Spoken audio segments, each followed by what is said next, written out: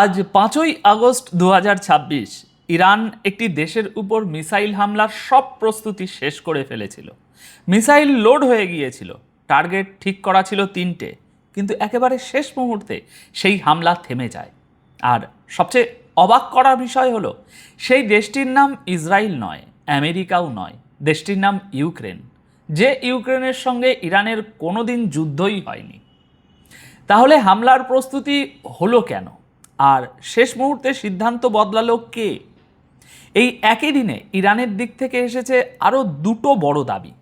এক, আমেরিকার শত শত সেনা নিহত হওয়ার দাবি, আর দুই, সরাসরি তৃতীয় বিশ্বযুদ্ধের হুঁশিয়ারি।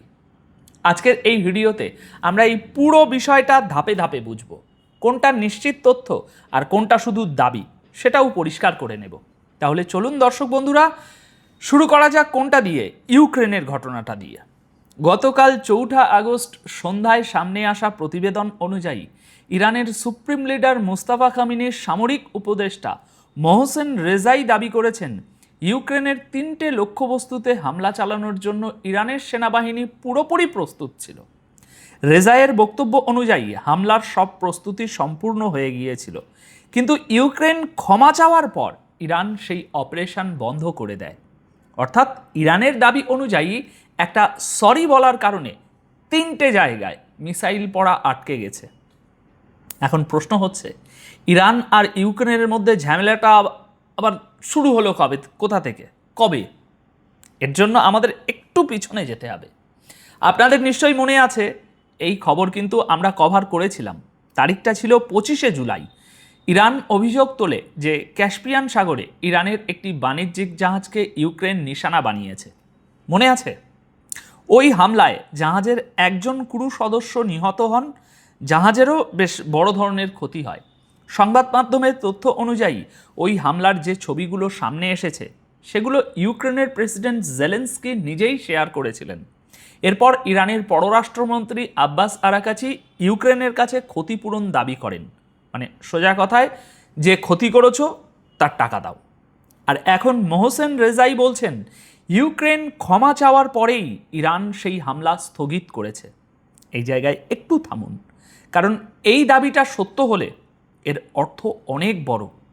তার মানে দাঁড়ায়, ইরান আর নিজেকে শুধু মধ্যপ্রাচ্যের মধ্যে সীমাবদ্ধ রাখছে না, প্রয়োজন পড়লে ইউরোপের রণাঙ্গনেও নিজের শত্রুকে নিশানা বানানোর সিদ্ধান্ত নিতে পারে। একটা আঞ্চলিক শক্তি থেকে নিজেকে অনেক বড় পরিসরে দেখানোর চেষ্টা, এটাই এই দাবির ভিতরের রাজনৈতিক বার্তা।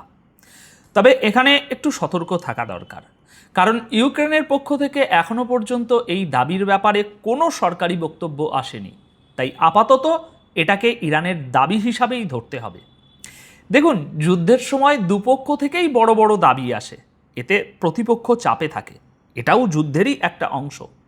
ইউক্রেনের সংবাদ মাধ্যম কিভ ইন্ডিপেন্ডেন্টও এই খবরটি ছেপেছে, তবে তারা এভাবেই ছেপেছে যে ইরানের একজন কর্মকর্তা এমন দাবি করেছেন। ইউক্রেনের ওই সংবাদ মাধ্যমও এখনো পর্যন্ত লেখেনি যে এই দাবির বিপরীতে কোনো প্রতিক্রিয়া এসেছে কিনা ইউক্রেনের পক্ষ থেকে। তাই সম্ভাবনা দু রকমের থেকে যাচ্ছে। হতে পারে জেলেনস্কি সত্যিই ক্ষমা চেয়েছেন, হতে পারে ক্ষতিপূরণও দিয়ে দেওয়া হয়েছে, কিন্তু নিশ্চিতভাবে বলার মতো কোনো প্রমাণ এখনো সামনে আসেনি। এবার আসা যাক আরও বড় একটা দাবিতে। ইরান কি সত্যি আমেরিকার শত শত সেনাকে মেরে ফেলেছে, নাকি যুদ্ধে নিজেদের এগিয়ে থাকা দেখানোর জন্য এটা শুধু একটা দাবি? এই প্রশ্নটা উঠছে কারণ দাবিটা কোনো সাধারণ ইরানি কর্মকর্তার দিক থেকে আসেনি, এসেছে সুপ্রিম লিডার মুস্তাফা খামিনির সবচেয়ে ঘনিষ্ঠ সামরিক উপদেষ্টার দিক থেকে। গতকাল 4 আগস্ট রাতে সামনে আসা প্রতিবেদন অনুযায়ী মোহসেন রেজাই ইরানের সরকারি চ্যানেল প্রেস টিভিকে দেওয়া সাক্ষাৎকারে বলেছেন, 2026-এর জুলাই মাসে ইরানের হামলায় আমেরিকার শত শত সেনা নিহত হয়েছেন, শত শত সেনা আহতও হয়েছেন। মাত্র 1 মাসের হিসাব। রেজাইয়ের দাবি অনুযায়ী আমেরিকা নিজে মোট 650 জন সেনার হতাহতের কথা স্বীকার করেছে, অর্থাৎ নিহত আহত মিলিয়ে মোট সংখ্যা। আর ইরানের নিজস্ব হিসেব অনুযায়ী প্রায় 500 জন মার্কিন সেনা নিশ্চিতভাবে নিহত হয়েছেন। কিন্তু এখানেই আসল বিষয়, আমেরিকার সরকারি তথ্য এই ক্ষেত্রে একেবারে অন্য একটা ছবি তুলে ধরছে। মার্কিন সেনাবাহিনীর দেওয়া তথ্য অনুযায়ী জুলাই মাসে জর্ডান এবং ইরাকে মার্কিন এয়ারবেসে হামলা হয়েছিল। সেখানে মোট 4 জন মার্কিন সেনা নিহত হন। এর আগে অপারেশন এপিক ফিউরিতে আরও 14 জন মার্কিন সেনার নিহত হওয়ার তথ্য জানানো হয়েছিল। প্রতিবেদন অনুযায়ী প্রায় 417 জন মার্কিন সেনা আহত হয়েছেন, আর 207 জনকে রাখা হয়েছে বিদেশে অভিযান চলাকালে আহত হওয়ার আলাদা ক্যাটাগরিতে। অর্থাৎ ইরানের দাবি আর আমেরিকার সরকারি হিসাব এই দুটো একেবারেই আলাদা। আর এখান থেকেই একটা কথা পরিষ্কার হয়ে যায়, এই যুদ্ধ এখন আর শুধু মিসাইলের যুদ্ধ নয়, এটা সংখ্যার যুদ্ধ, দাবির যুদ্ধও বটে। রাশিয়া আর ইউক্রেনের যুদ্ধেও আমরা ঠিক এই একই জিনিসটাই দেখেছি। প্রতিদিন রাশিয়া বলে আমরা ওদের 1500 সেনা মেরেছি, ইউক্রেন বলে আমরা 1100-1200 সেনা মেরেছি, তারপর আবার হিসেব দেওয়া হয়। যুদ্ধ শুরু থেকে এত লক্ষ সেনা মারা গেছে, অথচ সেনা শেষ হওয়ার কোনো নামগন্ধ নেই। তাই ইরানের হামলায় আসলে কতজন মার্কিন সেনা নিহত হয়েছেন তার কোনো স্বাধীন যাচাই এখনও নেই।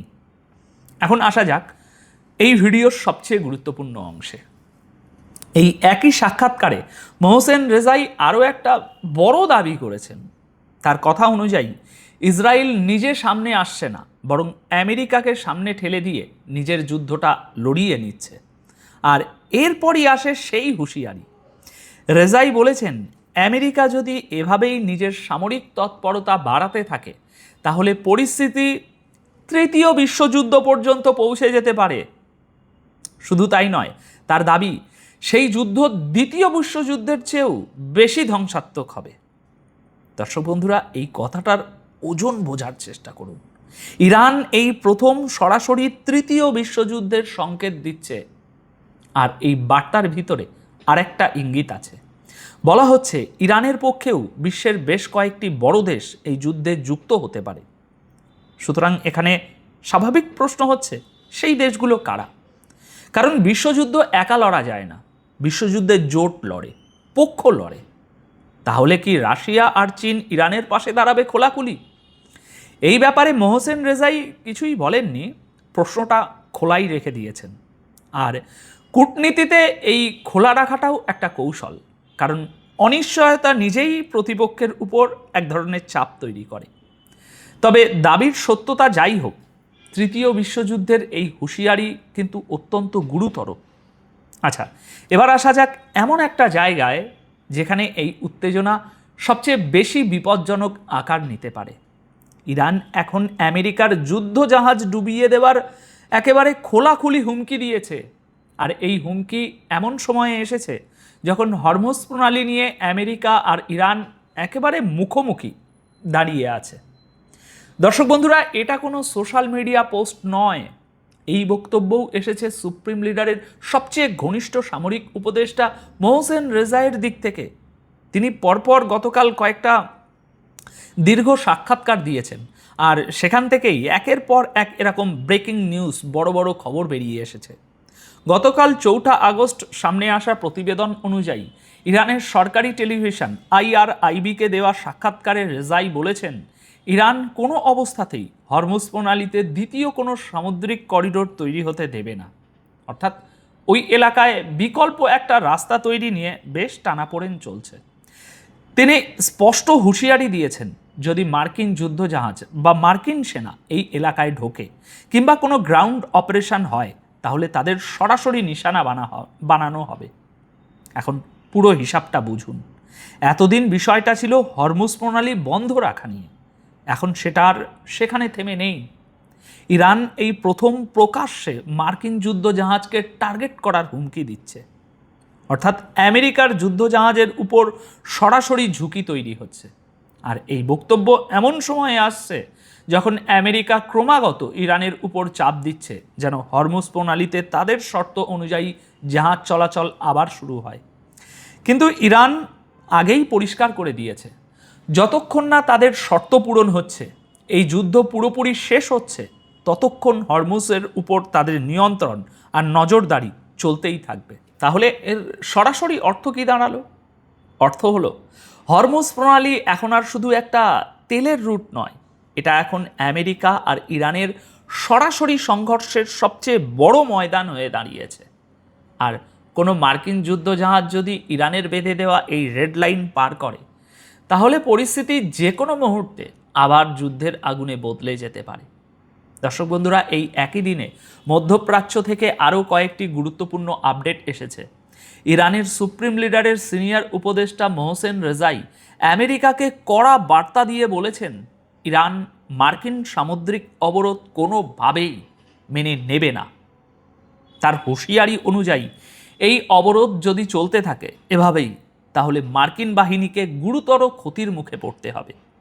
আর ঠিক এই আবহেই ওমান উপকূলের কাছে একটি কার্গো জাহাজে অজ্ঞাত প্রজেক্টাইল দিয়ে হামলা হয়েছে গতকাল। বলা হচ্ছে ইরান এই হামলা চালিয়েছে, কিন্তু ইরান এখনো পর্যন্ত এই হামলার দায় স্বীকার করেনি। সমুদ্রে জাহাজ চলাচলের উপর নজর রাখা সংস্থা ইউকে ম্যারিটাইম ট্রেড অপারেশনস জানিয়েছে, জাহাজটিকে নিশানা বানানোর খবর তারা পেয়েছে, তবে হামলাটি কে চালিয়েছে তার কোনো নিশ্চিত তথ্য এখনও পাওয়া যায়নি। এখন এই পুরো ছবিটা একটু একসঙ্গে দেখুন, আরও ভালো বুঝতে পারবেন। একদিকে ইউক্রেনের উপরে হামলা স্থগিত করার দাবি, অন্যদিকে শত শত মার্কিন সেনা নিহত হওয়ার দাবি, তার সঙ্গে তৃতীয় বিশ্বযুদ্ধের হুঁশিয়ারি, আর শেষে হরমুজ প্রণালীতে মার্কিন যুদ্ধজাহাজ ডোবানোর হুমকি। এই সবগুলো বক্তব্য এসেছে একই ব্যক্তির কাছ থেকে একই দিনে। তাই এটা কোনো বিচ্ছিন্ন ঘটনা বলে মনে হয় না, বরং এটাকে দেখা যেতে পারে একটা পরিকল্পিত বার্তা হিসাবে, যার লক্ষ্য আমেরিকার উপর চাপ বাড়ানো। তাহলে সামনে কি হতে পারে? আবারও পরিস্থিতি যদি এভাবে চলতে থাকে, দুটো সম্ভাবনা তৈরি হতে পারে। এক, দুপক্ষই দাবি আর পাল্টা দাবির মধ্যে দিয়ে চাপ তৈরি করতে থাকবে, কিন্তু সরাসরি বড় সংঘাত এবার তারা এড়িয়ে যাবে। দুই, হরমুজ প্রণালীতে যদি সত্যিই কোনো মার্কিন যুদ্ধজাহাজ ইরানের রেড লাইন পার করে, তাহলে পরিস্থিতি নতুন যুদ্ধের দিকে গড়াতে পারে। এখন সব মিলিয়ে সবচেয়ে গুরুত্বপূর্ণ কথা হলো এটাই, আমেরিকা আর ইরানের মধ্যে এখন মিসাইলের পাশাপাশি দাবির যুদ্ধও সমান তীব্রতায় চলছে। আর সেই যুদ্ধের সবচেয়ে বিপজ্জনক ঠিকানার নাম এখন হরমুজ প্রণালী। এখন আপনাদের কি মনে হয়, ইরানের এই তৃতীয় বিশ্বযুদ্ধের হুঁশিয়ারি কি সত্যি বড় কোনো সংঘাতের প্রস্তুতি, নাকি আমেরিকাকে হরমুজ প্রণালী থেকে দূরে রাখার একটা চাপ তৈরির কৌশল? আপনাদের মতামত কমেন্টে জানাতে ভুলবেন না। আপাতত এই প্রতিবেদন তাহলে এখানেই শেষ করছি। ভিডিওটি শেষ পর্যন্ত দেখার জন্য আপনাদের সকলকে অসংখ্য ধন্যবাদ।